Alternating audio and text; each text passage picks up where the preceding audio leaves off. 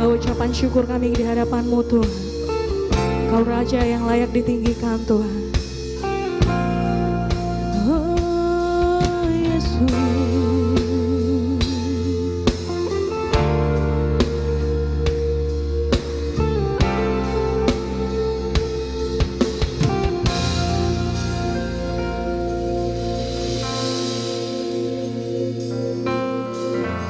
Banyak yang kau perbuat di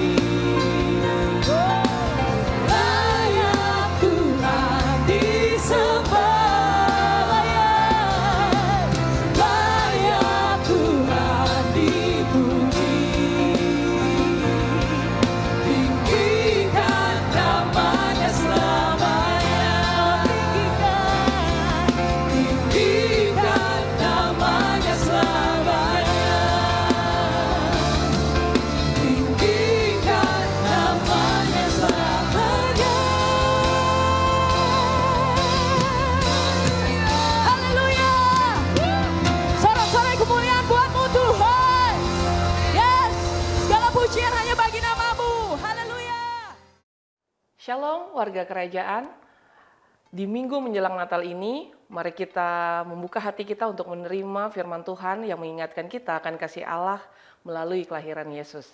Kiranya firman hari ini meneguhkan kita dan mempersiapkan kita untuk menyambut Natal dengan penuh sukacita. Mari sebelumnya kita berdoa. Tuhan Yesus, terima kasih buat pagi hari ini. Kami bersyukur untuk segala kebaikan dan anugerah-Mu. Kami bersukacita karena Yesus sudah lahir bagi kami.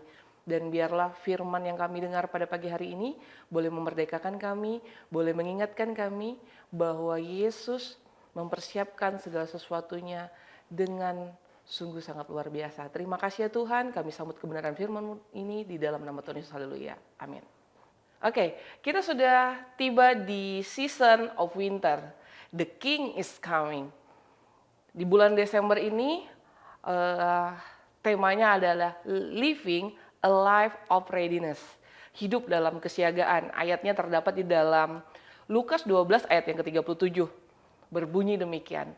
Berbahagialah hamba-hamba yang didapati tuannya berjaga-jaga ketika ia datang. Aku berkata kepadamu, sesungguhnya ia akan mengikatkan pinggangnya dan mempersilahkan mereka duduk makan. Dan ia akan datang untuk melayani mereka. Di minggu pertama, di bulan Desember ini kita sudah belajar tentang bagaimana kita mempersiapkan diri untuk kedatangan Kristus.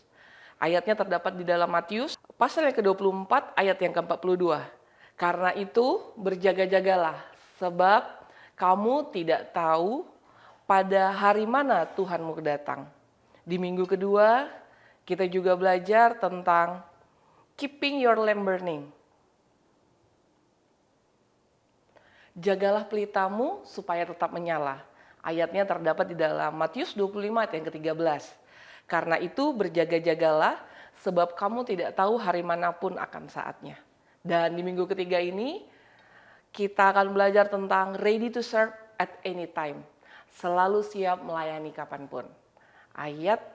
Sebagai ayat dasar pada firman Tuhan pada pagi hari ini terdapat di dalam 2 Timotius 4 ayat yang kedua. Saya akan bacakan untuk kita bersama. Beritakanlah firman Tuhan, siap sedialah baik atau tidak waktunya. Nyatakanlah apa yang salah, tegurlah dan nasihatilah dengan segala kesabaran dan pengajaran.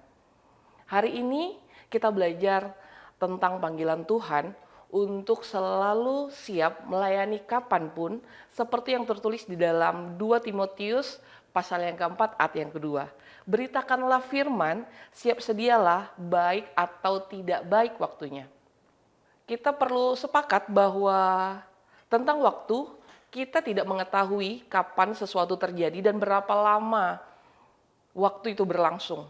Karena waktu adalah milik Tuhan, pencipta segalanya. Dan jika tahun ini kita banyak belajar tentang segala persiapan, maka mari hari ini kita sama-sama pastikan bahwa kita sama-sama sudah memahami, mengerti, dan menerima, dan siap berkontribusi bagi dunia ini. Yang pertama, mengapa kita harus melayani? Sepanjang tahun ini, kita belajar tentang bagaimana kita mempersiapkan diri kita untuk menjadi pemimpin dalam segala aspek kehidupan kita. Pemimpin yang sejati tidak mengejar jabatan, tetapi di sini kita semua mau membuat perbedaan. Demikian juga pelayanan bukan lagi tentang posisi, tetapi tentang tujuan daripada Tuhan dalam setiap hidup kita. Pelayanan yang kita lakukan bukan karena direncanakan, tapi karena Roh Kudus yang menggerakkan kita. Karena itu kita perlu hidup dekat dengan firman Tuhan setiap hari agar kita peka saat Tuhan memanggil. Dan ini terjadi secara otomatis jika kita hidup dalam disiplin yang rohani. Tuhan memanggil setiap orang yang mau dia gunakan atau dia pakai sebagai alatnya dengan cara yang unik.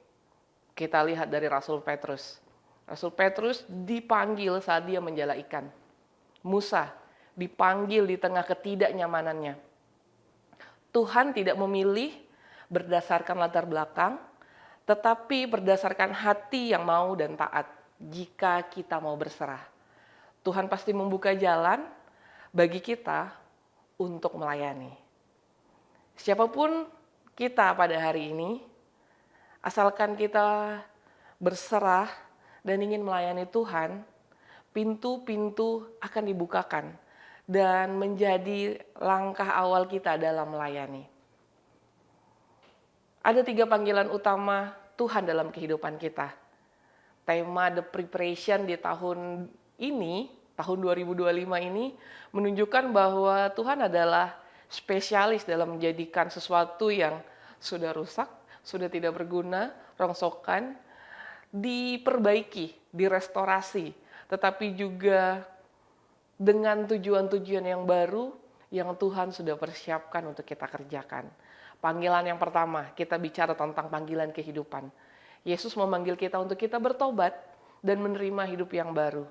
Kita menjadi anak-anak Allah dan hidup dalam kelimpahannya. Bapak Ibu semua boleh membaca di dalam Yohanes pasal yang pertama ayat yang ke-12, begitu juga Yohanes pasal 10 ayat yang ke-10. Jadi yang pertama, panggilan Tuhan dalam kehidupan kita. Yang kedua, panggilan dalam hubungan. Saya akan membacakan satu ayat dalam Efesus 2 ayat yang 19. Berkata demikian, demikianlah kamu bukan lagi orang asing dan pendatang, melainkan kawan sewarga dan orang-orang kudus dan anggota keluarga Allah.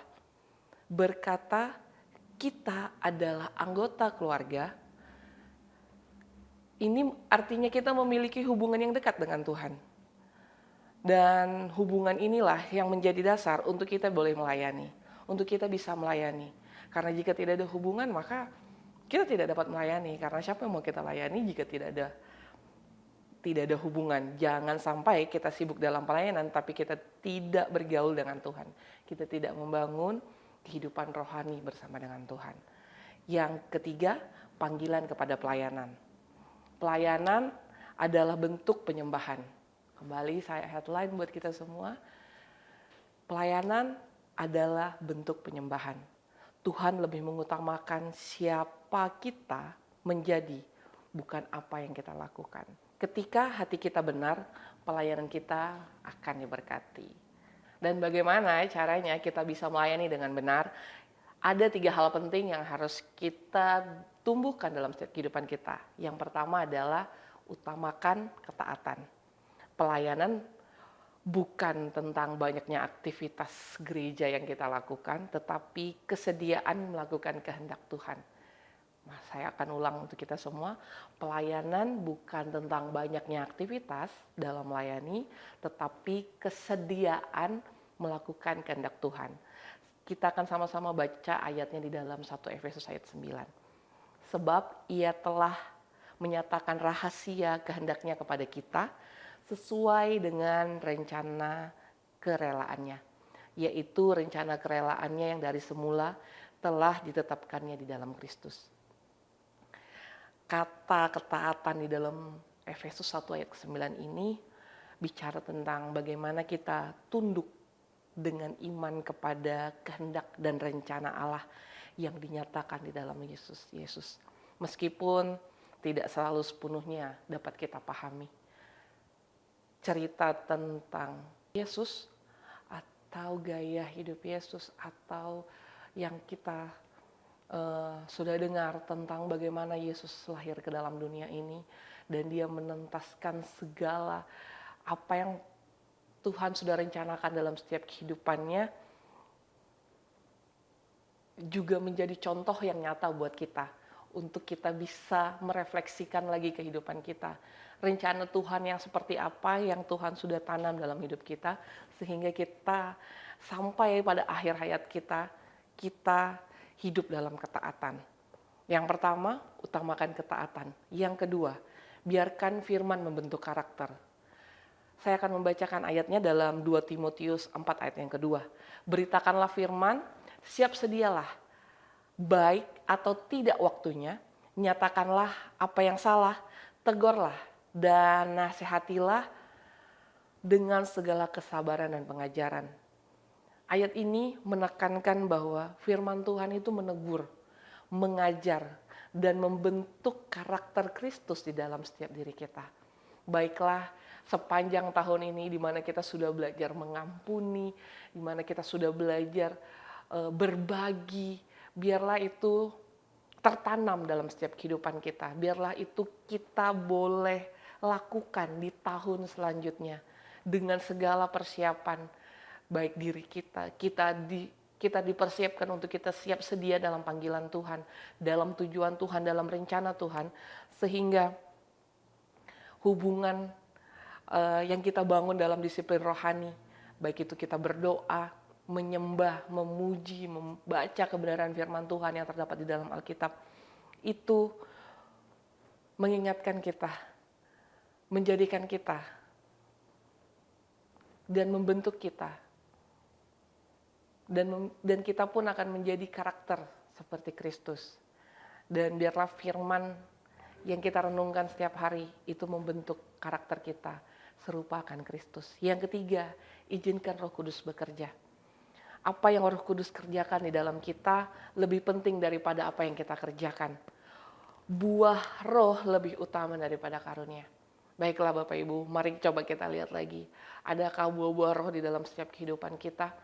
Sudahkah kita boleh memaknai untuk setiap buah-buah roh yang sudah mulai bertumbuh dalam setiap diri kita? Apakah kita sudah mulai meremehkan apa yang harus kita kerjakan? Bagaimana kita boleh mengasihi satu dengan yang lain? Bagaimana kita boleh panjang sabar?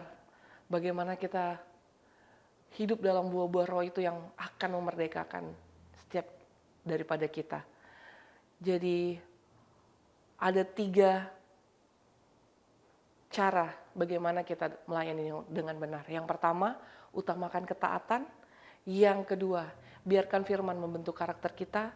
Dan yang ketiga, izinkan Roh Kudus bekerja. Kita ada di kesimpulan. Warga kerajaan sekalian, pelayanan bukan hanya soal bekerja bagi Tuhan, tetapi soal hidup yang taat, siap kapanpun waktu Yesus memanggil. Mari kita hidup dekat dengan Tuhan, mencari kehendak-Nya, membiarkan Roh Kudus membentuk kita. Ketika karakter kita semakin menyerupai Kristus, kita akan selalu siap melayani kapanpun dan dimanapun. Kiranya hidup kita menjadi terang dan memuliakan nama Tuhan. Tuhan Yesus memberkati.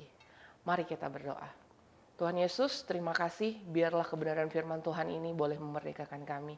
Biarlah kami hidup dengan kesediaan untuk melayani Tuhan. Kapanpun Tuhan memanggil kami siap untuk melayani Tuhan. Kami mau bicara tentang ketaatan, bagaimana kami memiliki hubungan yang intim bersama dengan Roh Kudus, supaya kami boleh mengerti apa panggilan Tuhan dalam setiap kehidupan kami. Terima kasih ya Tuhan untuk kebenaran firman-Mu. Di dalam nama Tuhan Yesus, haleluya. Amin.